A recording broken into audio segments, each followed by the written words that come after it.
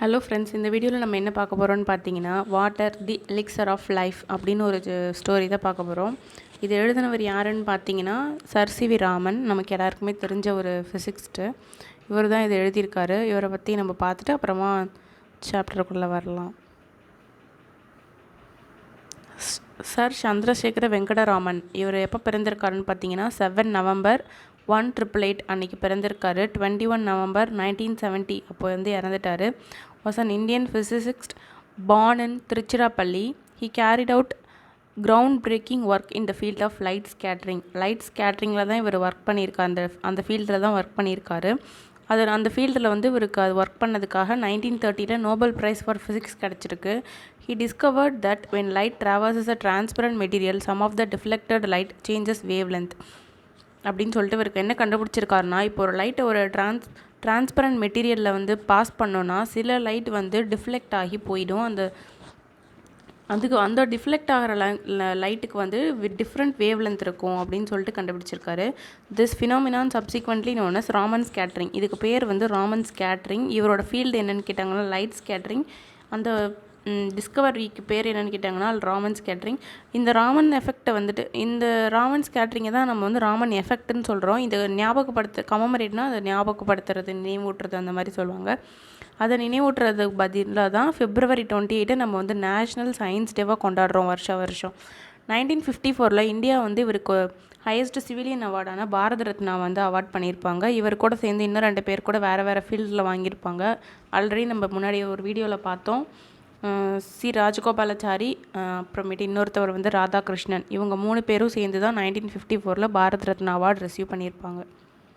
Glossary பார்க்கலாம். Elixir, a hypothetical substance believed to maintain life indefinitely, a substance believed to cure all ills. என்ன சொல்கிறாங்கன்னா, எலிக்சர்னா ஒரு அமிர்தம் அதை தான் வந்து எலிக்சர் அப்படின்னு சொல்லுவோம். பில்லோயிங் அப்படின்னா characterized by great swelling waves or surges. அலை வேகமாக வருது இல்லையா, அதை தான் வந்து ஸ்வெல்லிங் வேவ்ஸ். ஸ்வெல்லிங்னா என்ன, வீங்கி போயிருக்கிறது அப்படின்னு தான் அர்த்தம். பட் இங்கே வந்து என்ன சொல்கிறது, பெரிய அலை அந்த மாதிரி வருது அப்படி தான் சொல்லணும். டீமிங் அப்படின்னா abundantly filled especially with living things. ட்ரிக்லிங்னா to flow slowly without force. என்ன ட்ரிக்லிங்னா இந்த தண்ணி மெதுவாக போகுது, ஸ்ட்ரீம் ஓடையில் போகும்போது எப்படி சவுண்டு லைட்டாக கேட்கும், தண்ணி சலசலன்னு அந்த மாதிரி லைட்டாக அந்த மாதிரி சவுண்டை வந்து ட்ரிக்லிங் சவுண்ட் அந்த மாதிரி சொல்லுவாங்க. ப்ரிசிபிடேட்னா a solid substance that is produced from a liquid during a chemical process. லிக்விட்லேருந்து ஒரு சாலிட் சப்ஸ்டன்ஸ் வந்து கெமிக்கல் ப்ராசஸ் மூலயமா கிடச்சிதுன்னா அது பேர் வந்து ப்ரிசிபிடேட் அப்படின்னு சொல்கிறோம். க்ரஸ்ட் அப்படின்னா hard outer covering of something. Catchment அப்படின்னு பார்த்தீங்கன்னா a structure such as a basin or a reservoir used for collecting or draining water. இப்போ நம்ம தண்ணியெல்லாம் தேக்கி வைக்கிறோம் இல்லையா, டேம் அந்த மாதிரி, அதை தான் வந்து கேட்ச்மெண்ட்டுன்னு சொல்லுவோம். பார்ஜஸ் அப்படின்னா a long boat with a flat bottom used for carrying freight on the rivers. ஃப்ரைட்னா வந்து கூட்ஸ் அந்த மாதிரி சொல்லுவோம். கூட்ஸ்னால் என்ன சொல்கிறது, இந்த பொருள்லாம் ஏற்றிட்டு போவோம் இல்லையா ஷிப்பு, அந்த மாதிரி ஷிப்புக்கு போட்டுக்கு வந்துட்டு பாட்டமில் வந்து ஃப்ளாட்டாக இருக்கும், பட் வந்து லாங் போட்டாக இருக்கும். அந்த மாதிரி இருக்க போட்டுக்கு பேர் வந்து பார்ஜஸ் அப்படின்னு சொல்கிறாங்க. இப்போ வந்து சர் சி.வி. ராமன் இந்த ஸ்டோரி இந்த சாப்டரில் வந்து வாட்டரை பற்றி தான் எழுதியிருக்காரு. என்ன எழுதியிருக்காருன்னு பார்க்கலாம். Now read the lesson water the elixir of life on the importance of water and the important natural resource. வாட்டரோட இம்பார்ட்டன்ஸும், வாட்டர் வந்து ஒரு நேச்சுரல் ரிசோர்ஸ், அதோட இம்பார்ட்டன்ஸ் பற்றி இந்த சாப்டரை எழுதியிருக்காரு. Man has through the ages sought in vain for imaginary elixir of life, the divine amartha, a draught of which was thought to confer immortality. Man வந்துட்டு மனுஷங்க வந்துட்டு ரொம்ப வருஷமாக தேடி அலைஞ்சிட்ருக்காங்க அமிர்தத்துக்காக. அதுக்காக வந்துட்டு அந்த அமிர்தத்தை சாப்பிட்டா வந்து சாவே கிடையாது அந்த மாதிரிலாம் நினச்சிட்டு ஏதோ நினச்சிட்டு அந்த மாதிரி அமிர்தத்தை தேடி அங்கேயும் இங்கேயும் அலைஞ்சிட்ருக்காங்க ரொம்ப வருஷமாக. But the true elixir of life lies near our hands. But வந்து உண்மையான அமிர்தம் வந்து நம்ம கைக்கு பக்கத்துலேயே தான் இருக்குது அப்படின்னு சொல்கிறாரு. For it is the commonest of all liquids plain water.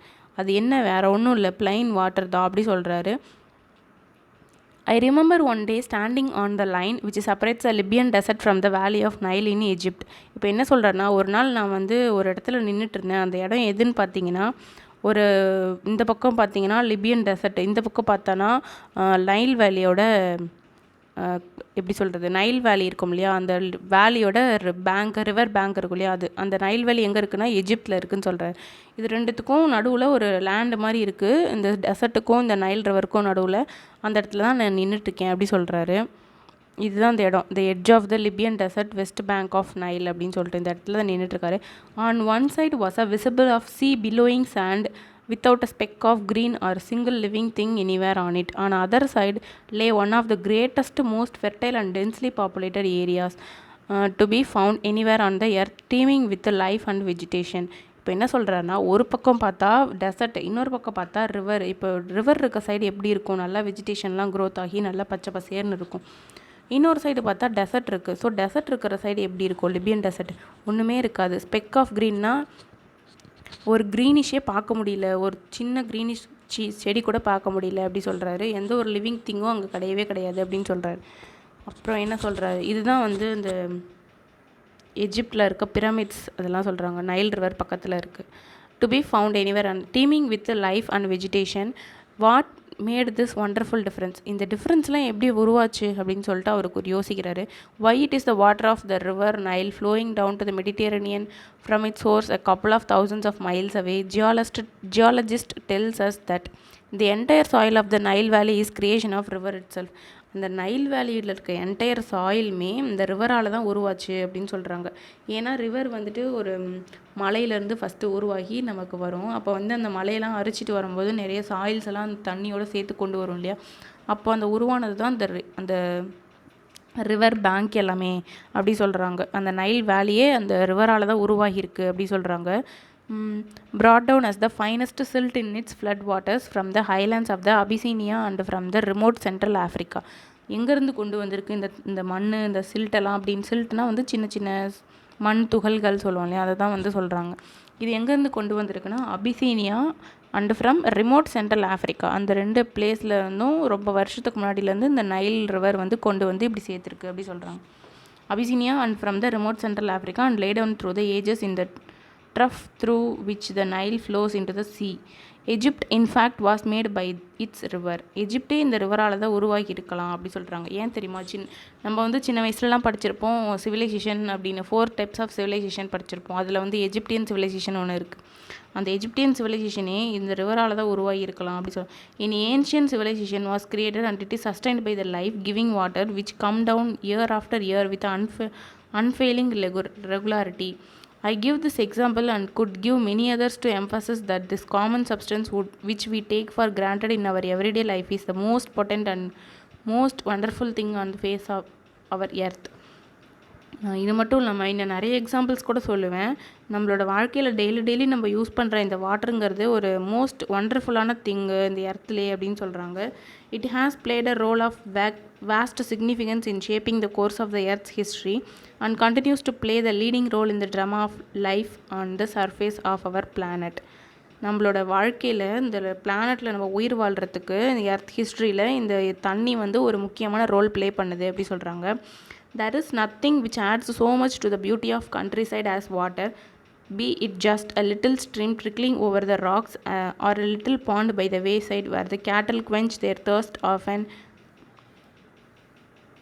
Evening. என்ன சொல்கிறாங்கன்னா, இப்போ வந்துட்டு இந்த இடத்துல இருக்க வாழ்கிறதுக்கு வந்து எந்த ஒரு இதாலையுமே இந்த தண்ணியை விட ஒரு பியூட்டியை சேர்த்துட முடியாது. எப்படின்னு பார்த்தீங்கன்னா, இந்த ஸ்ட்ரீம்னா ஓடையில் சலசலன்னு தண்ணி வரும் இல்லையா, அதுக்கப்புறம் இந்த பாண்டுனா ஏரி குளம் அதெல்லாம் இருக்கு இல்லையா, குளத்தில் வந்து என்ன பண்ணுவாங்க, இந்த கேட்டல் ஆடு மாடெல்லாம் வந்து தாகம் தனியறதுக்காக தண்ணி குடிச்சிட்டு போகும். அதுக்கப்புறம் காட்டில் இருக்கிற விலங்குகளும் வந்து குளத்தில் இருக்க தண்ணியை வந்து குடிச்சிட்டு போயிட்டு ஈவினிங் டைம்ஸில் அதோட தாகத்தை தீர்த்துக்கும் அப்படி சொல்கிறாங்க. The rain-fed tanks that are so common in South India are often so sadly neglected in their maintenance and are a cheering sight when they are full. இந்த சவுத் இந்தியாவில் பார்த்தோன்னா, சவுத் இந்தியான்னு எது சொல்கிறாங்கன்னா, நம்ம தமிழ்நாடு, கேரளா, கர்நாடகா, ஆந்திரா, இந்த தெலுங்கானா, இதை தான் வந்து சவுத் இந்தியா அப்படின்னு சொல்லுவாங்க. இப்போ வந்துட்டு இந்த சைடெல்லாம் வந்து ரெயின்ஃபெட் டேங்க்ஸ் தான் அதிகமாக இருக்குது அப்படின்னு சொல்கிறாங்க. தண்ணியால், மழை பெஞ்சு வர தண்ணியால் இருக்கிற ஏரி குளம் தான் நிறைய இருக்குது. பட் வந்து அதெல்லாம் வந்து சரியான மெயின்டெனன்ஸ் இல்லாமல் இருக்குது. சப்போஸ் நல்லா மெயின்டெனன்ஸ் பண்ணாங்கன்னா அந்த இடமே பார்க்குறதுக்கு ஒரு நல்ல வியூ, சியரிங்காக இருக்கும், ஒரு சாம்ஃபுல்லாக இருக்கும் அப்படி சொல்கிறாங்க. They are of course shallow, but this is less evident since the water is silt laden and throws the light back and bottom does not therefore show up. ஷாலோனா என்ன சொல்கிறது, ரொம்ப ஆழம் கம்மியாக இருக்கும். அதெல்லாம் வந்து ஆழம் கம்மி தான், இருந்தாலும் அது வந்துட்டு எப்படி சொல்கிறது, பாட்டம் வந்து தெரியாது, அந்தளவுக்கு நல்லா தண்ணிலாம் ஃபுல்லாக இருக்கும், நல்லா பார்க்குறதுக்கே நல்லாயிருக்கும் அப்படி சொல்கிறேன். These tanks play a vital role in South Indian agriculture. Some of these tanks are surprisingly large and it is a beautiful sight to see the sunrise or sunset over one of them. இந்த டேங்க்ஸ்லாம் வந்துட்டு south Indian அக்ரிகல்ச்சருக்கு வந்து ரொம்பவே யூஸ்ஃபுல்லாக இருக்குது. அதே சமயம் இந்த டேங்க்ஸில் தண்ணி ஃபுல்லாக இருக்கும்போது சூரியன் உதிக்கிற டைமும் சூரியன் மறையிற டைமும் அங்கே போய் நின்று பார்க்கும்போது ஒரு பியூட்டிஃபுல் சைட் கிடைக்கும், நமக்கு ஒரு பியூட்டிஃபுல் வியூ கிடைக்கும் அப்படி சொல்கிறாங்க. Water in a landscape may be compared to the eyes in a human face. இந்த தண்ணி எப்படி சொல்கிறாங்க, அந்த பாண்டில் இருக்க தண்ணியை நம்ம கண்ணில், நம்ம ஃபேஸில் இருக்க கண் இருக்குது பார்த்திங்களா, அந்த மாதிரி கூட சேர்த்து வச்சு எக்ஸ்பிளைன் பண்ணுற எக்ஸாம்பிளாக சொல்கிறாங்க.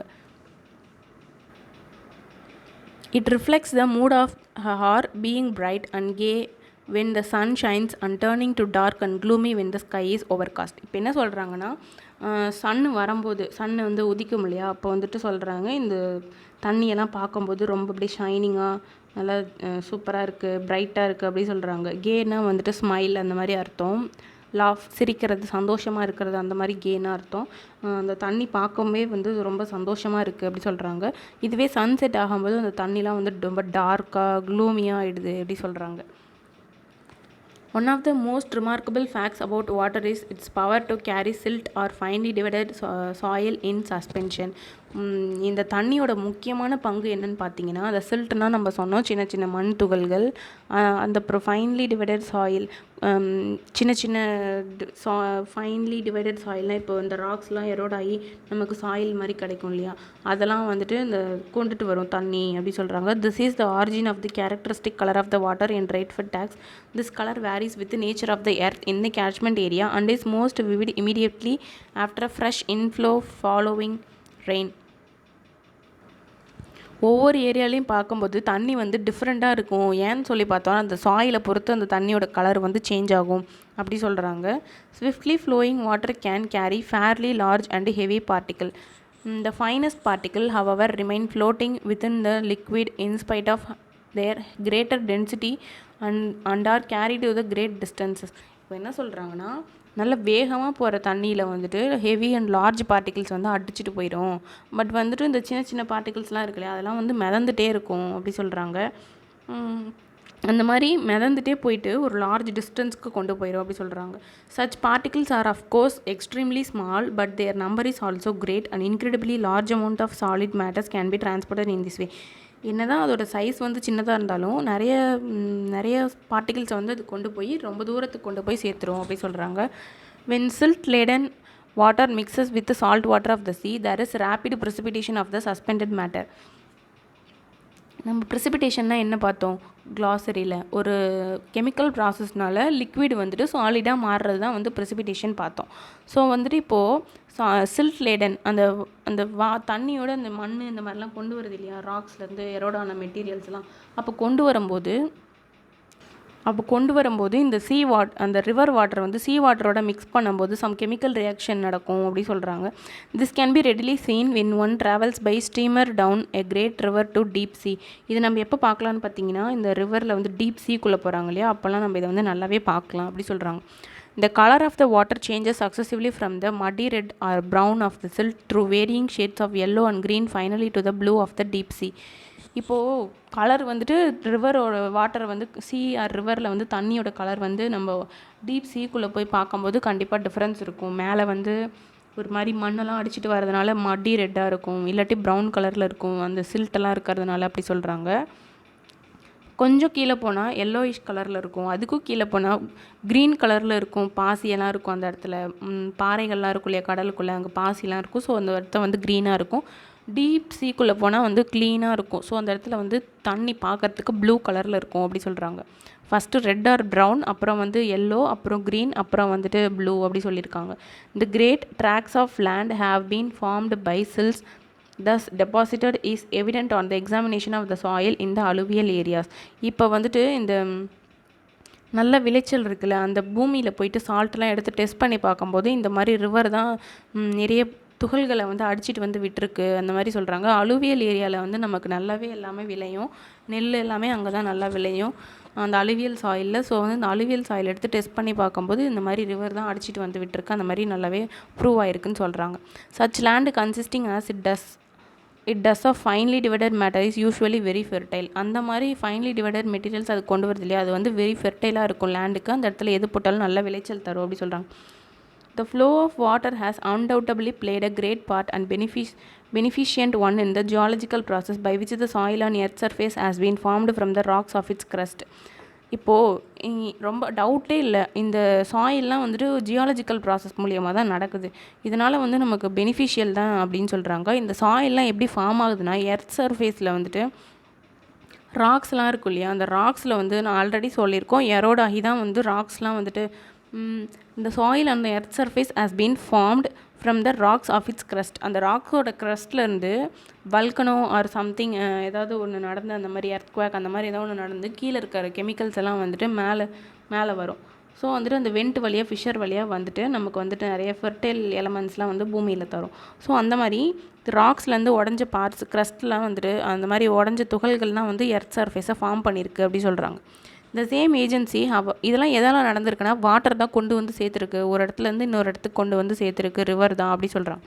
The same agency, however, under appropriate conditions can also play a destructive part and wash away the soil, which is foundation of all agriculture, and if allowed to proceed unchecked can have the most disastrous effect on the life of the country. இது ஓரளவுக்கு செய்யலாம் இந்த தண்ணி, but இதுவே நம்ம கண்டுக்காமல் விட்டு ஓவராக தண்ணி மழை பெஞ்சு ஃப்ளோ ஆஃப் வாட்டர் அதிகமாகிடுச்சுன்னா நமக்கு அது வந்து ரொம்ப பாதிப்பாயிடும், அக்ரிகல்ச்சரையே ரொம்ப டேமேஜ் பண்ணிடும். ஏன்னா வந்துட்டு இப்போது ஓவர் ரெயின்ஃபால் ஓவராக இருந்துச்சுன்னா அந்த இடத்துல தண்ணி எல்லாம் அடிச்சிட்டு போயிடும், எல்லா ஃபெர்டைல் ஏரியா எல்லா கெமிக்கல்ஸ் எல்லாத்தையும் அடிச்சிட்டு போயிடும். ஸோ வந்து நம்ம அதை கண்டுக்காமல் விட்டுட்டோம்னா ரொம்ப பெரிய பாதிப்பை கொடுத்துரும், டிசாஸ்ட்ரஸ் எஃபெக்டை கொடுத்துரும், அப்படின்னு பேராபத்து கொடுத்துரும் அப்படி சொல்கிறாங்க. The problem of soil erosion is one of the serious import in various countries and especially in many parts of India. Many parts of India and வேர்ல்டில் பார்த்தோன்னா சாயில் எரோஷன்னா ஒரு முக்கியமான ப்ராப்ளமாக இருக்குது. ஏன்னு பார்த்தீங்கன்னா, இந்த தண்ணி ஓவர்ஃப்ளோ ஆகுது, சீசனல் சேஞ்சஸ்னால ஓவர் ரெயின்ஃபால் ஃப்ளட்டு வருது, அதனால் வந்து எல்லாம் அடிச்சிட்டு போகிறதுனால ரொம்ப அக்ரிகல்ச்சருக்கு ரொம்ப பாதிப்பு வருது. ஸோ வந்து எக்கனாமிக்கலி ரொம்ப பாதிக்கப்படுறாங்க பீப்புள்ஸ்லாம். ஸோ இது ரொம்ப பெரிய ப்ராப்ளம் கொடுக்குது அப்படி சொல்கிறாங்க. இந்த conditions under which it occurs and the measures by which it can be checked are deserving for the closest study. கண்டிப்பாக இதுக்கு ஏதாவது ஒரு மெஷர் எடுத்து நம்ம வந்து இதுக்கு ஸ்டடி பண்ணி இதுக்கு செக்னா இதுக்கு தடுக்கிற மாதிரி ஏதாவது ஒரு வழி பண்ணணும் அப்படி சொல்கிறாங்க.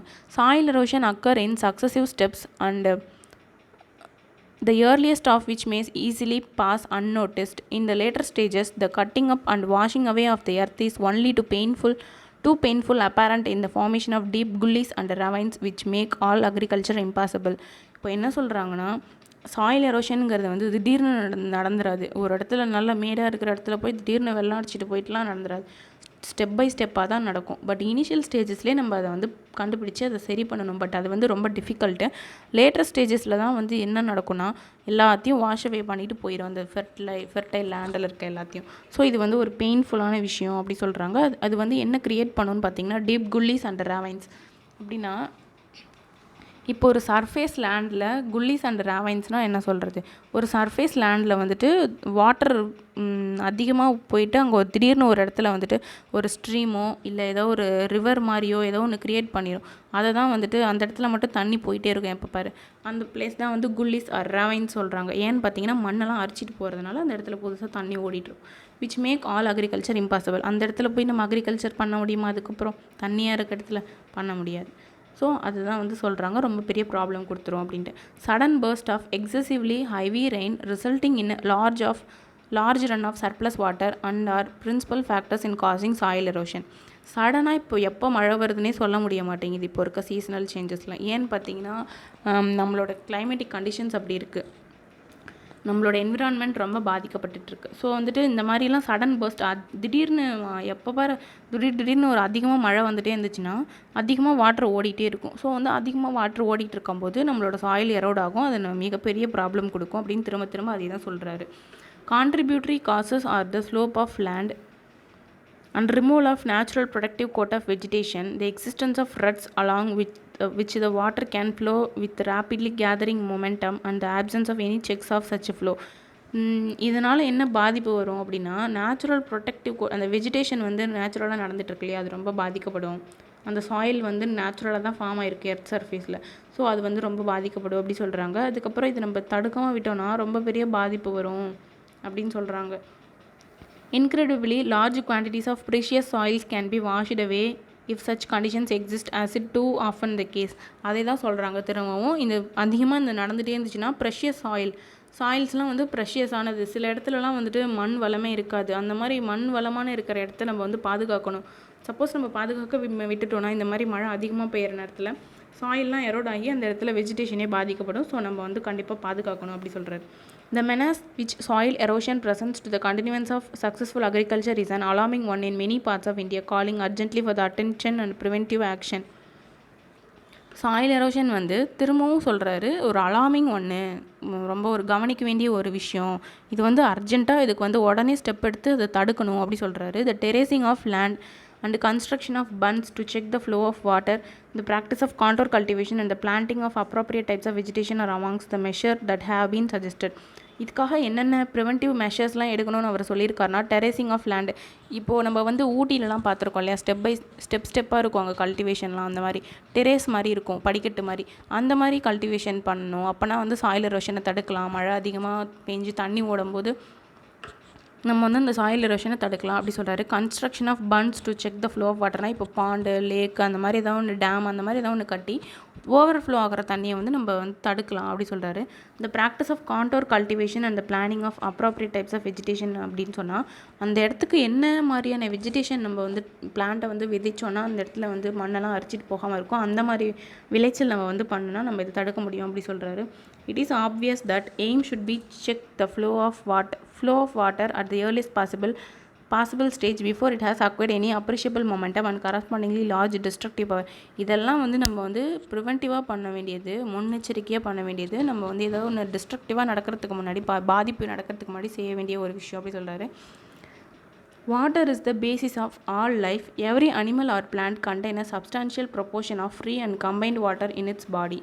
வாட்டர் வந்து டெய்லி லைஃப்பில் ஒரு முக்கியமான விஷயம் அப்படி சொல்கிறாரு. எல்லா அனிமல்ஸ் அண்ட் பிளான்ட்ஸ்க்குமே அதோட பாடியில் வந்துட்டு, உடம்புல வந்துட்டு கண்டிப்பாக அதுக்கு தேவையான சம் அமௌண்ட் ஆஃப் வாட்டர் இருக்கும் அப்படி சொல்கிறாரு. And no kind of physiological activity is possible in which the fluid does not play an essential part. எந்த ஒரு ஃபிசியாலஜிக்கல் ஆக்டிவிட்டியுமே தண்ணி இல்லாமல் நடக்கவே முடியாது. அதனால் எல்லாரோட அனிமல்ஸ் ஆர் பிளான்ஸ் எதாக இருந்தாலும் ஒரு லிவிங் திங்ஸோட உடம்புல கண்டிப்பாக வாட்டர் கண்டென்ட் இருக்குது அப்படின்னு சொல்கிறாரு. Water is one of course necessary for animal life, while moisture in the soil is equally imperative for the life and growth of plants and trees. Through the quantity necessary varies enormously with the species. கண்டிப்பாக வந்துட்டு moisture இருக்கணும். இந்த இடத்துல வந்து life இருக்கணும் அப்படின்னா அந்த கண்டிப்பாக மாய்ஸ்டர் கண்டென்ட் இருக்கணும். அப்போ தான் வந்து பிளான்ட்ஸ், ட்ரீஸ்லாம் க்ரோ ஆகும். அது க்ரோ ஆனால் தான் மற்ற ஸ்பீஷீஸ்லாம் வந்து அதை சாப்பிட்டு வளர்ந்து அதுவும் க்ரோ ஆகும். அப்போனா வாட்டர் வந்து இம்பார்ட்டன்ட் ஒன் அப்படி சொல்கிறாரு. The conservation and utilization of water is the fundamental for human welfare. Apart from artisan water, the ultimate source in all cases in rain or snowfall. Much of the Indian agriculture depends on seasonal rainfall and is therefore very sensitive to any failure or irregularity the same. இப்போது Indian அக்ரிகல்ச்சரில் வந்து நம்ம வந்து seasonal ரெயின்ஃபாலை தான் நம்பிட்டு இருக்கோம். நமக்கு வந்துட்டு அதிகமாக மழை தரது வந்து நார்த் ஈஸ்ட் மான்சூன்ஸ் தான் அதிகமாக மழை தருது. இப்போ அந்த டைமில் தான் நம்ம வந்து நிறைய விளைச்சல்லாம் பண்ணுவோம். சவுத் ஈஸ்ட் மான்சூன் வந்து நமக்கு அவ்வளோவா மழை தராது. ஸோ இந்த மாதிரி நம்ம சீசனல் ரெயின்ஃபாலை நம்பிட்டு இருக்கிறனால கண்டிப்பாக அந்த மழை வரதை வந்து நம்ம வந்து கரெக்டாக யூஸ் பண்ணிக்கணும் அப்படின்னு சொல்கிறாரு. ஸோ அப்படி நம்ம யூஸ் பண்ணலன்னா அந்த நமக்கு வந்து அக்ரிகல்ச்சர் ரொம்ப பாதிக்கப்படும். இது நல்லாவே தெரியும். The problems of soil erosion and of inadequate irregular rainfalls are closely connected with each other. எது ரெண்டும் கனெக்ட் பண்ணியிருக்காங்கன்னு பார்த்தீங்கன்னா, சாயில் எரோஷனும் inadequate ஆர் irregular rainfallம். இப்போ வந்து irregular-ஆக ரெயின்ஃபால் இருந்ததுன்னா என்ன ஆகும்? ஒரு டைம் நிறைய மழை வரும், இன்னொரு டைம் கம்மியாக மழை வரும். சப்போஸ் மழையே வராமல் இருக்கும், ஒரு டைம் திடீர்னு மழை கொட்டோன்னு கொட்டும். அப்போ அந்த கொட்டும் போது சாயில் எரோஷன் நமக்கு ஃபார்ம் ஆகும். இந்த மாதிரி இர்ரெகுலராக இருக்கிறனால தான் சாயில் எரோஷனே வருது அப்படி சொல்கிறாங்க. ஒரு வேளை ரெகுலராக இருந்துச்சுன்னா மழை பாட்டுக்கு சாதாரணமாக பெஞ்சிட்டு போயிடும். ஸோ நமக்கு வந்து எந்த பாதிப்பும் இருக்காது அப்படி ஸோ இது ரெண்டும் வந்துட்டு connected to with each other அப்படின்னு சொல்கிறாங்க. It is clear that the adoption of techniques preventing the soil erosion would also help to conserve and keep the water where it is wanted, and in other words on and in the soil. Such techniques therefore serve the double purpose. இப்போ என்ன சொல்கிறாங்கன்னா, இந்த மாதிரி டெக்னிக்ஸ்லாம் நம்ம மேலே சொன்னோம் இல்லையா, contour cultivation, terrace cultivating, இந்த மாதிரிலாம் சொன்னோம் இல்லையா, இந்த மாதிரிலாம் பண்ணும்போது சாயில் எரோஷனை தடுக்கலாம். இதனால் நமக்கு வந்து நிறைய ரிசோர்ஸஸ்லாம் கன்சர்வ் பண்ண முடியும் அப்படி சொல்கிறாரு. It is evident however that in a country having only a seasonal rainfall and immense quantity of rain water must necessarily run off the ground. இந்த எந்த இடத்துலலாம் வந்து சீசனல் ரெயின்ஃபால் இருக்கோ அங்கெல்லாம் வந்துட்டு கண்டிப்பாக வாட்டர் வந்து சேமித்து வைக்க வேண்டியது ரொம்ப அவசியமாக இருக்குது அப்படி சொல்கிறாரு. The collection and utilization of this water is therefore of vital importance. அந்த மாதிரி வாட்டரை நம்ம வந்து கலெக்ட் பண்ணி அதை கரெக்டான விதத்தில் வந்து யூஸ் பண்ணுறோங்கிறது வந்து ஒரு மிகப்பெரிய முக்கியமான ஒரு விஷயம் அப்படின்னு சொல்கிறாரு. Much of its flow down into the streams and rivers and ultimately finds its way to the sea. நிறைய வாட்டரை வந்து நம்ம ஒழுங்காக யூஸ் பண்ணாமல் அந்த ஓடைகளுக்கோ ரிவர் வழியாவோ போயிட்டு கடலில் போய் கலந்துருது அப்படின்னு சொல்லிடுறாரு. Incredibly large quantities of precious fluid are thus lost to the country. இந்த மாதிரி ஒரு ப்ரெஷியஸான ஃப்ளூயிட் வந்து நம்ம கண்ட்ரிக்கு வந்து நம்ம வந்து லாஸ் பண்ணுறோம் நம்ம கண்ட்ரியில் அப்படின்னு சொல்கிறாங்க. The harnessing of our rivers, the water of which now mostly run to waste, is a great national problem which must be considered and dealt with on national lines. இப்போ என்ன சொல்கிறாங்கன்னா, இந்த மாதிரி ஒரு ரன் ஆஃப் வாட்டரை வந்து நம்ம தடுக்கணும். ரிவரில் போய் கலந்து கடலில் போய் கலக்குது இல்லையா, இது வந்து நம்மளோட நேஷனுக்கே ஒரு மிகப்பெரிய ப்ராப்ளம் கொண்டு வந்து கொடுக்கும் அப்படி சொல்கிறாங்க. The vast areas of land which at present are mere scrub jungle could be turned into fertile and prosperous country by courageous and well planned action. இப்போ நம்மளோட கண்ட்ரீஸில் பார்த்தோன்னா, நம்ம இந்தியாவிலவே எடுத்துக்கிட்டோன்னா அதிகமாக ஃபாரஸ்ட் ஏரியா ஜங்கிள்லாம் நிறைய இருக்குது. அந்த இடத்தெல்லாம் வந்து நம்ம ஃபெர்டைல் ஏரியாவாக மாற்றணுன்னா நம்மளுக்கு இன்னும் நிறைய வந்து மழை கிடைக்கும். அப்போ வந்து நம்ம இதுக்காக வந்துட்டு நிறைய பிளான் பண்ணி நம்ம ஆக்ஷன் எடுக்கணும் அப்படின்னு சொல்கிறாரு. Closely connected with the conservation of water supplies is the problem of afforestation. Afforestation என்ன, நிறைய மரம் வளர்க்குறது தான் afforestation. இப்போ வந்து இந்த வாட்டரை வந்து நம்ம நிறைய பாதுகாக்கணும் அப்படின்னா நிறைய மரம் வளர்க்கணும் அப்படின்னு சொல்கிறாரு. மரம்னா நிறைய தண்ணி உறிஞ்சி கிரவுண்ட் வாட்டருக்குள்ளே கொண்டு போயிடும் இல்லையா, ஸோ வந்து அந்த சாயில் எரோஷன் அதிகமாக நடக்காது இல்லையா. ஸோ மரம் வந்து வேர் வந்து கெட்டியாக பிடிச்சிக்கும் அந்த மண்ணை. ஸோ மரம் வளர்க்குறதுனால நம்ம வந்து இந்த வாட்டரை வந்து கன்சர்வ் பண்ணலாம், சேமிக்கலாம் அப்படின்னு சொல்கிறாரு. The systematic planting of suitable trees in every possible or even in impossible areas and the development of what one can call civilized forest as distinguished from wild and untamed jungle is one of the most important and urgent needs of India. என்ன சொல்கிறாங்கன்னா, மரம் நடுறது வந்து ஒரு இம்பார்ட்டண்ட்டான ஒரு விஷயம். இது வந்து நிறைய சிவிலைஸ்டு ஏரியாவாக மாற்றும், ஃபாரஸ்ட்லாம் வந்து மக்கள் வாழக்கூடிய பகுதியாக மாற்றும். ஸோ வந்து நம்ம வந்து அன்டேம்டுனா யாருமே வசிக்காத ஜங்கிள் காடெல்லாம் இருக்கு இல்லையா, அந்த காடெல்லாம் வந்து நம்ம வந்து சிவிலைஸ்டு பீப்புள்ஸ் தான் வந்து சிவிலைஸ்டுன்னு சொல்லுவோம். பீப்புள்ஸ் இருக்க ஏரியாவை சிவிலைஸ்டு ஃபாரஸ்ட் அந்த மாதிரி மாற்றும் அப்படின்னு சொல்கிறாங்க. Such plantation would directly and indirectly prove a source of untold wealth to the country. அந்த மாதிரி பிளான்டேஷன் நம்ம பிளான்ட் நடுறதுனால நமக்கு டைரெக்டாவோ இன்டைரக்டாவோ நம்ம கண்ட்ரிக்கு வந்து ஒரு செல்வத்தை வந்து கொண்டு வந்து சேர்க்கும், வெல்த் கொண்டு வந்து சேர்க்கும் அப்படி சொல்கிறாங்க. They would check soil erosion and conserve the rainfall of the country from flowing away to waste and would provide the necessary supplies of cheap fuel and thus render unnecessary wasteful conservation of farmyard manure into form of fuel. இப்போ என்ன சொல்கிறாங்கன்னா, நம்ம சொன்னோம் இல்லையா, அதே மாதிரி தான் இந்த மரம் நடுறதுனால அந்த சாயில் எரோஷனை வந்து தடுத்துரும். அது மட்டும் இல்லாமல் இந்த ரெயின்ஃபாலை வந்து சேமித்து வைக்கும் அந்த மரம் நடுறதுனால. ஸோ வந்து நம்ம வந்து ஃப்ளோயிங் ஆஃப் ஏ வாட்டர், அந்த தண்ணி ஓடுது இல்லையா வேகமாக வேறு இடத்துக்கு சீக்கெலாம் போகுது இல்லையா, அதெல்லாம் வந்து தடுத்து நிறுத்திடும் அப்படின்னு சொல்கிறாங்க. அது மட்டும் இல்லாமல் இப்போ நம்ம வந்து ஒரு விவசாயமே பண்ணுறோம் அப்படின்னா அந்த அக்ரிகல்ச்சர் லேண்டில் வந்து விவசாயி வந்துட்டு நிறைய ஃபெர்டிலைசர் மேனுவர்லாம் போட்டிருப்பார். இப்போ ரன் ஆஃப் வாட்டர் வந்து அடிச்சுட்டு ஓடும்போது அந்த ஃபெர்டிலைசரும் சேர்ந்துட்டு அடிச்சுட்டு ஓடும். ஸோ வந்து அந்த பிளான்ட்டுக்கு கிடைக்கக்கூடிய மேனுவர் ஃபெர்டிலைசர்ஸ் அந்த சத்து எல்லாமே கிடைக்காது. ஸோ வந்து அதெல்லாம் வேஸ்ட்டாக போயிடும், அதெல்லாம் தடுக்கலாம் அப்படி சொல்கிறாரு. The measures necessary to control the movement of water and conserve the supplies of it can serve subsidiary purpose of value to the life of the countryside. By far, the cheapest form of internal transport in a country is by boats and barges. இப்போது நம்ம கண்ட்ரியில் வந்து cheapest form of internal transport நம்ம கண்ட்ரிக்குள்ளே போயிட்டு வரதுக்கு இந்தியாவுக்குள்ளே இப்போ நம்ம ட்ராவல் பண்ணுறதுக்கு சீப்பஸ்ட் ஃபார்ம் ஆஃப் டிரான்ஸ்போர்ட் எதுன்னு பார்த்தீங்கன்னா போட்டு இல்லாட்டி பார்ஜஸ்னால் என்ன பார்த்தோம் கிளாசரியில் இந்த ஃப்ரைட்லாம் கூட்ஸ்லாம் ஏற்றிட்டு போகிற ஷிப்பு போட் அந்த மாதிரி சொன்னால் அந்த போட் வந்து லாங்காக இருக்கும் ஃப்ளாட் பாட்டமோடு இருக்கும் அதுதான் வந்து பார்ஜஸ். அதெல்லாம் வந்து போட்டு பார்ஜஸ்லாம் வந்து எது வழியாக போகும்னு பார்த்தீங்கன்னா கேனல்ஸ் அண்டு ரிவர்ஸ் இது வழியாக போகும். இதுதான் வந்து சீப்பஸ்ட் ஃபார்ம். அதுக்கு என்ன தேவை ஃபஸ்ட்டு அந்த மாதிரி போட்டெல்லாம் போகிறதுக்கு தண்ணி தேவை. அதை தான் வந்து சொல்ல வராரு. We hear much about programs of rails and road construction but far too little about development of internal waterways in India. நம்ம வந்து நிறையவே கேள்விப்பட்டிருக்கோம். ரோடு போடுறது, ரயில்வே ட்ராக் போடுறது, இந்த மாதிரி நிறைய வந்து டெவலப்மெண்ட் கொண்டு வந்துட்டு இருந்தாலும் இந்த மாதிரி இன்டர்னல் வாட்டர்வேஸ் டெவலப் பண்ணுறதை வந்து நம்ம கொஞ்சம் தான் கேட்டுட்ருக்கோம் அப்படின்னு சொல்கிறாரு. Then again the harnessing of water supplies usually also makes possible the development of hydro electric power. அது மட்டும் இல்லாமல் இப்போ தண்ணி அந்த இடத்துல நிறைய இருந்துச்சுன்னா அந்த இடத்துல வந்து ஹைட்ரோ எலக்ட்ரிக் பவரை வந்து ஜென்ரேட் பண்ண முடியும். தண்ணிலேருந்து கரண்ட் எடுக்க முடியும். இந்த availability of electric power would make tremendous difference to the life of countryside and enable the rural economy to be improved in various direction.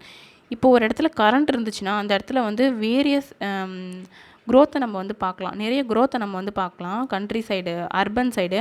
அதே சமயம் ரூரல் சைடும் வந்துட்டு லைட் இருந்துச்சு, ஃபேன் இருந்துச்சுன்னா அவங்களோட வாழ்க்கை லைஃப் ஸ்டைலும் கொஞ்சம் மாறும் இல்லையா. அவங்க அப்போ லைஃப் ஸ்டைல் மாறுச்சுன்னா அவங்களும் கொஞ்சம் இன்னும் டெவலப் ஆவாங்க இல்லையா. அந்த மாதிரி ரூரல் எக்கனாமியும் கொஞ்சம் க்ரோத் ஆகும் அப்படி சொல்கிறாரு.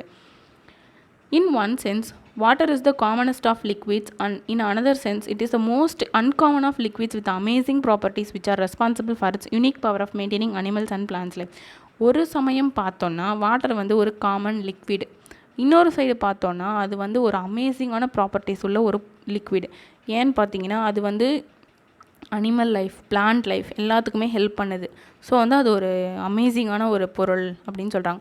த investigation of nature and properties of water is there of the highest scientific interest and is fair from exhausted field of research. The great Pacific garbage patch இதை பற்றி என்ன சொல்கிறாங்கன்னா it is the world's largest collection of floating ட்ராஷ்னால் என்ன சொல்கிறது, dustbin அந்த மாதிரி சொல்கிறாங்க. இது வந்து வேர்ல்டுலேயே இருக்கிறதுலே லார்ஜஸ்ட் ஃப்ளோட் ஆகிட்டு இருக்கிற ஒரு டஸ்ட்பின் அப்படின்னு சொல்கிறாங்க. இது எங்கே இருக்குதுன்னு பார்த்தீங்கன்னா பசிபிக் ஓஷனில் இருக்குது.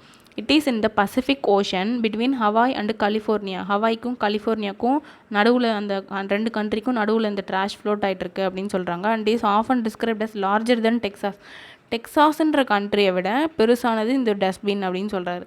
Approximately 7 million tons of plastic and other debris up to 9 feet deep are floating. இப்போ வந்துட்டு 7 million tons ஆஃப் பிளாஸ்டிக் வந்துட்டு ஃப்ளோட் ஆகிட்டு இருக்கான். அந்த ஃப்ளோட் ஆகிற பிளாஸ்டிக்ஸ் வந்து எவ்வளோ டீப்பில் ஃப்ளோட் ஆகிட்டுருக்குன்னா 9 feet டீப். நம்ம ஹியூமன் பீயிங்ஸே 6 feet அந்த 7 feetக்குள்ளே தான் இருப்போம். பட் இது வந்து ஒரு மனுஷனை விட ஹைட்டாக அந்த டீப்புக்கு வந்து 9 feetக்கு வந்து ஃப்ளோட் ஆகிட்டுருக்கு அப்படி சொல்கிறாங்க. By estimation 80% of plastic originates from land.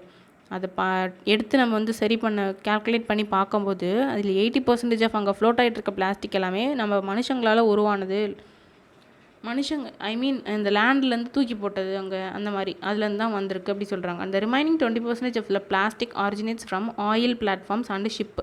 அந்த ரிமைனிங் 20% எங்கே போச்சு எப்படி வந்துச்சு அப்படின்னு பார்த்தா இந்த ஆயிலெலாம் கொண்டு போவாங்க இல்லையா, எண்ணெய் கிணறு அந்த மாதிரிலாம் வச்சுருப்பாங்க இல்லையா, யுஏஇ அந்த மாதிரி அந்த சைடு அந்த அரப் கண்ட்ரிஸ் அந்த மாதிரி மிச்ச கண்ட்ரிஸ்லாம் ரஷ்யா உக்ரைன் அந்த மாதிரிலாம் வச்சுருக்காங்க இல்லையா, அவங்கெல்லாம் வந்துட்டு அந்த ஆயில் பிளாட்ஃபார்ம்ஸ்லேருந்து கொண்டு வர கழிவுகள், அப்புறம் அந்த ஷிப்பிலேருந்து இவங்க போகிறாங்க இல்லையா ட்ராவல் பண்ணி, அப்போ வந்துட்டு இவங்க போடுற குப்பைங்க இதெல்லாம் சேர்ந்து தான் வந்துட்டு அங்கே ஃப்ளோட் ஆகிட்டுருக்கு அப்படின்னு சொல்கிறாங்க.